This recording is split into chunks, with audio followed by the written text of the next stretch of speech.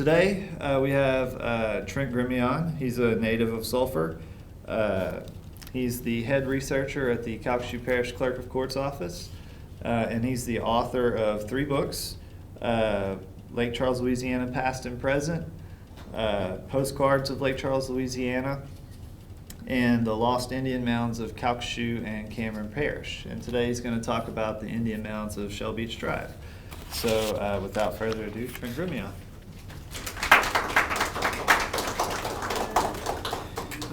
Good morning, everyone, and thank y'all for coming. My name is Trent Gremillion, and I am not an archaeologist. I work for the Clerk of Court's office in the research area of the Land and Mortgage Records Department. A few years ago, while researching local history online, I stumbled across a Calcasieu River Cultural Resource Report prepared by the Army Corps of Engineers. The report focuses on registered archaeological sites along the Calcasieu River. There are nearly 200 prehistoric and historic archaeological sites in Calcasieu Parish registered with the Louisiana Division of Archaeology. After reading this report, I was very interested in learning more, so I came to this library and asked Armagene if they had any books on the topic. They did not. So, like any good researcher, I began to dig. Today I would like to share with you some of the information I've collected. In particular, we will be discussing the shell mounds and middens of the Lake Charles area. If you have any questions, I will do my best to answer them at the end of the discussion.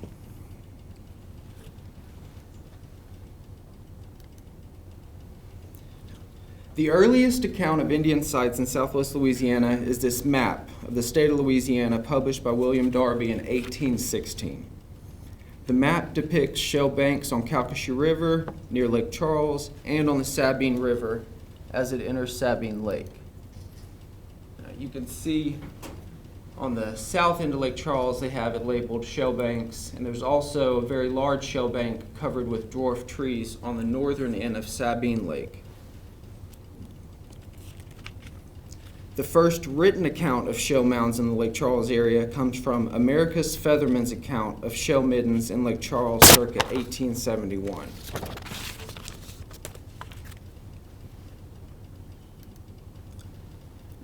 Featherman states, and I quote, "A mile and a half above Lake Charles at Nick's Ferry, the banks of the river are composed of a yellowish-brown loam of the bluff formations, containing at a depth of 3 to 4 feet numerous oyster shells deposited of recent type.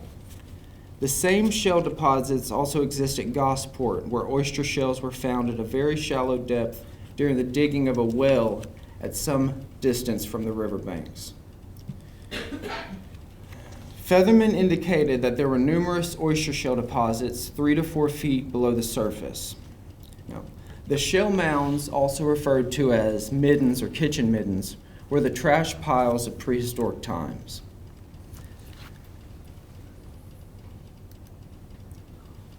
George E. Bayer arrived in Lake Charles August of 1899 to conduct the area's first archaeological endeavor based on accounts of a large shell mound being destroyed on the southwest end of Lake Prion. By the time Bayer arrived, only the outer edge of the mound remained. The mound had been 300 to 400 feet long, 10 to 15 feet high, and more than 60 feet wide at the base. This map is from 1832, I believe. It's on file at the State Land Office, and you can see on the southern end of Prion, it's labeled High Shell Banks. When a large tree was removed from the center of the mound, over 30 separate human skeletons were discovered. A railroad official who supervised the removal of the mound picked up a number of stone objects and almost a complete clay pot before eventually discarding his finds. One of the skeletons, one of the skulls, was sent to Tulane University. I've contacted the university on multiple occasions, and I have not received a reply regarding the whereabouts of this skull. This is a sketch done of the skull prior to it being sent to Tulane University.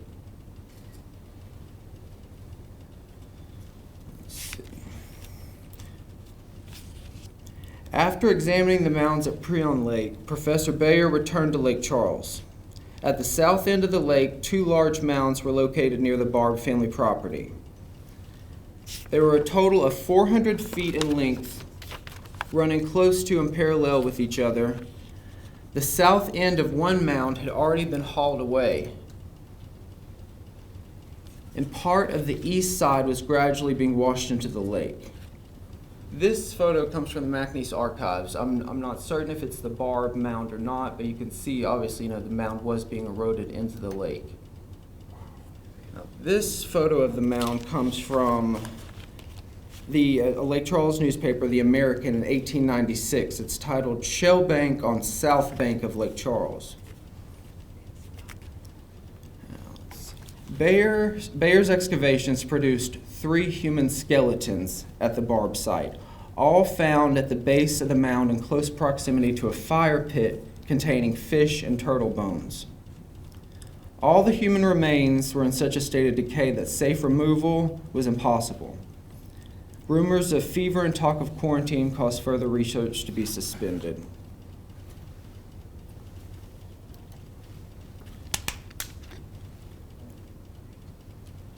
Joe Frank, an archaeologist who worked in the area in the 70s and 80s, stated that a large shell bed had existed at the Barb Pier site until the Deepwater Channel was cut for the industrial plants to have access to the Gulf. Now, after the turn of the century, interest in the region faded. The only regional report produced during the first half of the 20th century dealt with 13 archaeological sites in the vicinity of Grand Lake, and that was in 1935. Although very little archaeological data was published during this era, sites continued to be identified in the parish. In 1940, a shell Middens site was reported at Prion, Mud, Moss, and Calcasieu Lake. In the last 40 years, Southwest Louisiana has been the focus of a series of archaeological reports and surveys. This is due largely in part to the pipeline and petrochemical industry being required to perform archaeological assessments prior to beginning construction.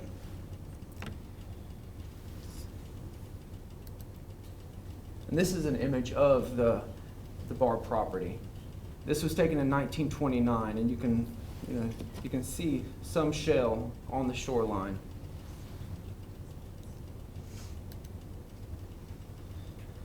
When Europeans first entered the Lake Charles area, it was occupied by a tribe of savages known as the Attakapaw. This name comes from the Choctaw language, attack meaning man, apos meaning eaters, so man-eaters. The Lake Charles Attakapaw were one of 3 bands that occupied the territory from Vermilion River to Sabine River. This image of an Attakapaw comes from Alexander de Bates. It's in 1733 this is drawn.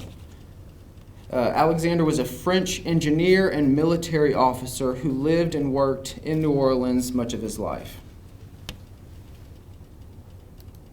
And this is another image of an Attakapaw that Bates drew.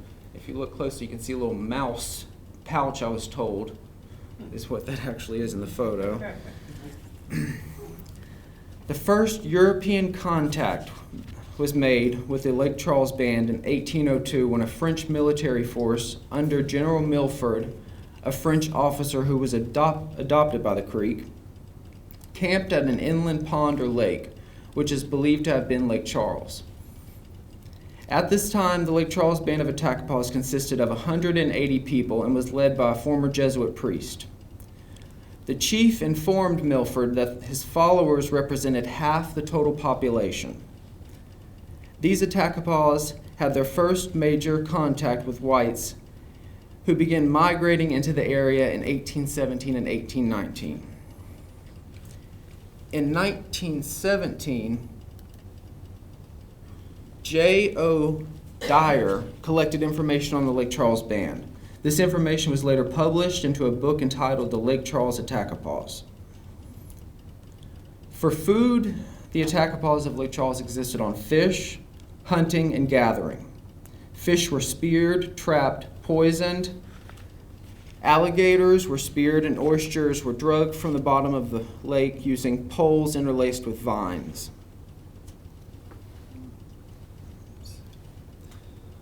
The shaman and boss both lived in huts constructed on the shell mounds or heaps. The group's shaman appeared to be only second to the boss or chief in status. The shaman used medical cures derived from native plants. The red root was used as an estrogen, and a powdered dry root or herb was thrown into bays to poison fish. It is believed that the Attakapaws spent the spring and summer months along the coast. During the season, they gathered shellfish, bird eggs, and seeds. With the approach of fall, they migrated inland, where they remained throughout the winter months, existing by hunting and gathering.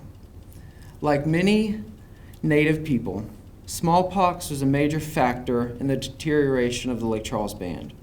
J.O. Dyer states that after 1820, white settlers and disease had decimated the Lake Charles Band.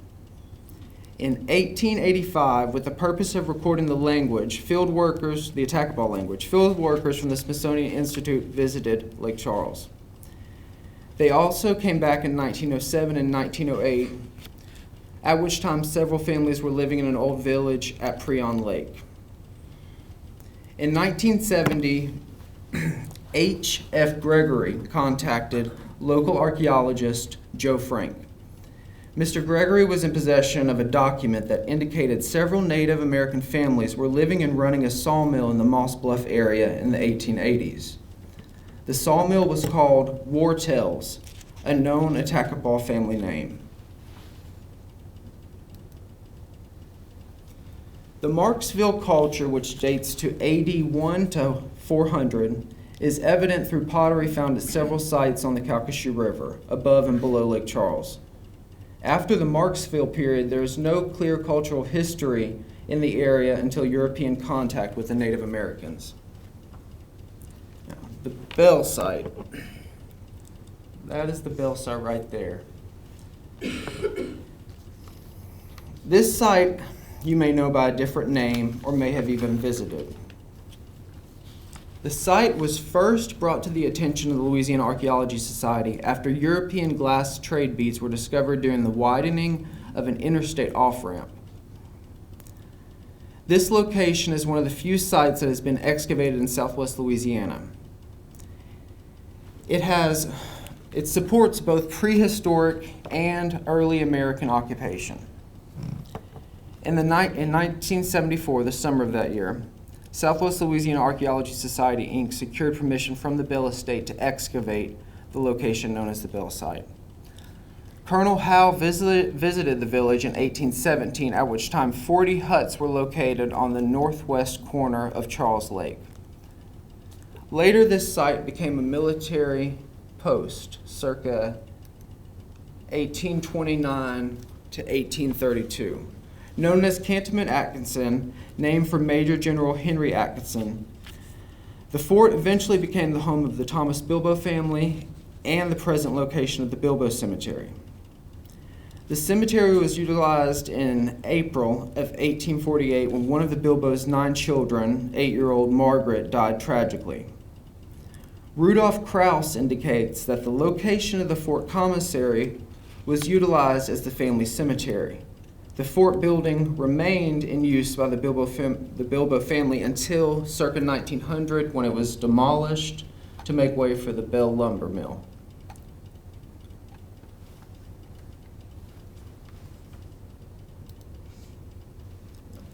These are some glass trade beads that were found on Bayou Guy, which is just south of the Graywood Estate. These would have been similar to the beads that were found at the Bell site.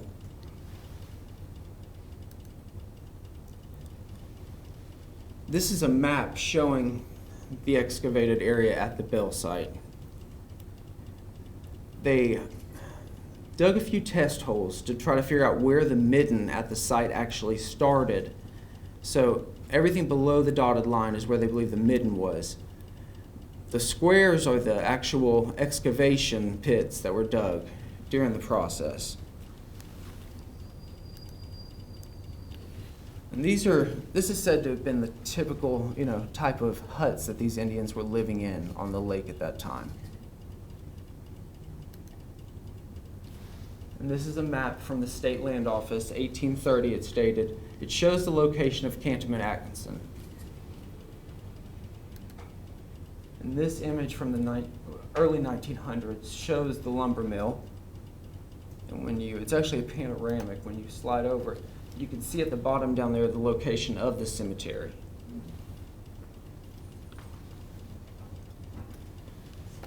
During the early stages of excavation, it became apparent that the site was used as a city trash dump at one point. Its surface had been recently disturbed by the expansion of the interstate. Even with this recent disturbance, many artifacts were found, including 225 Native American ceramic shards. Also found were stone flakes and 3 stone tools. A French gun lock was uncovered during excavations dating to the 18th century. Joe Frank, who supervised the excavation of the Bell site, believes it's quite possible that the weapon was used by the Indians, but with the lack of proper gun care and the humid climate, the weapon became unserviceable. A total of 42 deer bones were found at the site. Majority of the bones were fractured, probably for the bone marrow inside or to be used as tools. Now, these are from Southwest Louisiana. They aren't from the Bell site, but it gives you an idea of the type of implements that were found in the area. We did not have stone. That was something that was not around, so often bone was used. Okay. Further excavation work was suggested but never carried out. It is believed that the Indian component at the Bell site were the last remnants of the Attakapaw tribe.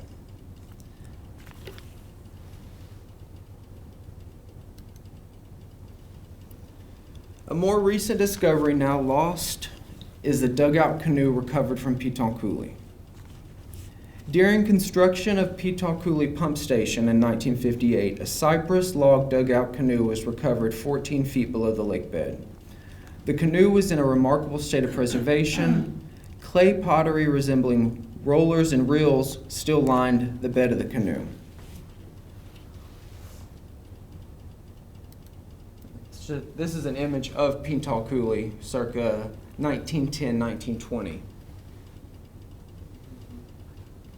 Fast forward to May of 1986, when an article published from the Louisiana Archaeological Society newsletter states that local Calcasieu residents were trying to locate a dugout canoe previously discovered in Lake Charles. Sadly, they were unable to find the canoe, and its current location is still unknown. I've tried to track this canoe down. I've contacted the Calcasieu Emporium Museum. I've been unable to find out what happened to the canoe after it was recovered.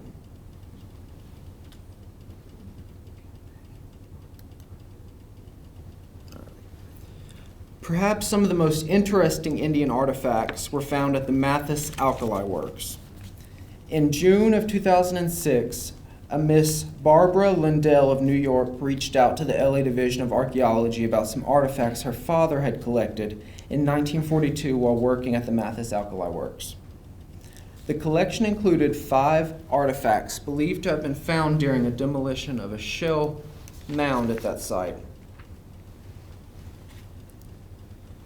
The artifacts included 1 shell necklace consisting of 21 large sea snail beads, 1 string of 580 shell stem beads, 1 large ground stone axe, 1 adult male human mandible, and 1 bone from a white-tailed deer. The collection was given to the archaeologist for proper analysis, and it was eventually sent to a local tribe, the Chitimacha tribe, if I'm saying that right. Joe Frank interviewed several individuals who assisted with the construction of Mathis Alkali. He was told that multiple shell mound burial sites were discovered in the 40s. Among the artifacts found on the property, the amount of artifacts found at the property was so numerous that many of the artifacts were simply tossed aside. Joe Frank was given a pelican effigy pipe that was found at the site. And this shows the construction of Mathis Alkali. You can see how large the site was. And these are all from McNeese archives.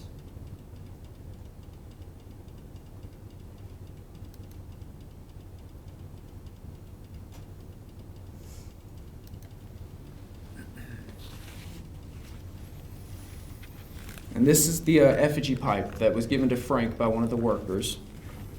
The Pelican effigy pipe is one of the only known pipes of its design. All right, so y'all may be wondering what happened to all these sites. Most of the shell was sold for road base. This is also another pipe that Frank owns.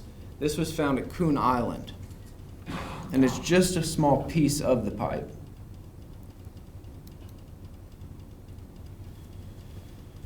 So this is just an image that shows shell being hauled off. It gives you an idea of, what was happening to these sites in the early 1900s.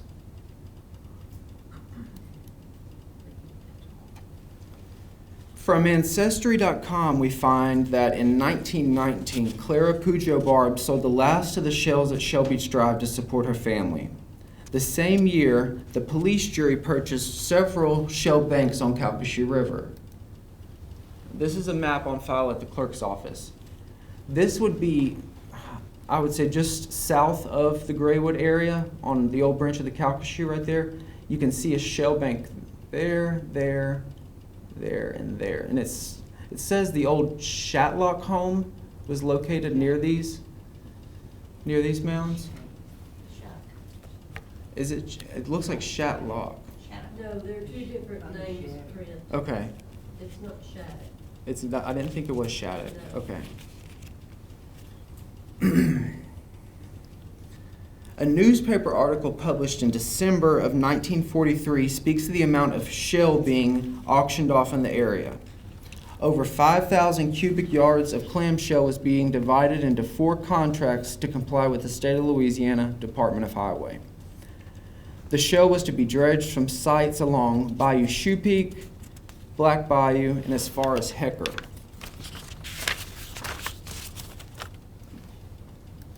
This is an image of a shell mound. It just gives you an idea of how the natives were living, prior to European contact. This pot was discovered in 2012. I don't know if y'all remember that year. The waters around here got really low. I'm not sure exactly who owns this. It was sent to me through my archaeology page.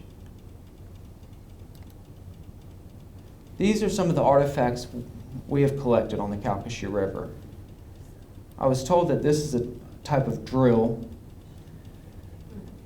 One archaeologist told me that this is considered Marksville, the style of pottery.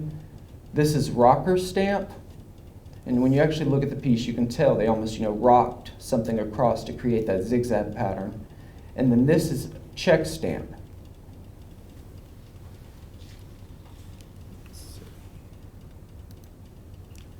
These shards come from, I was told that Terrell Woosley once owned some of these.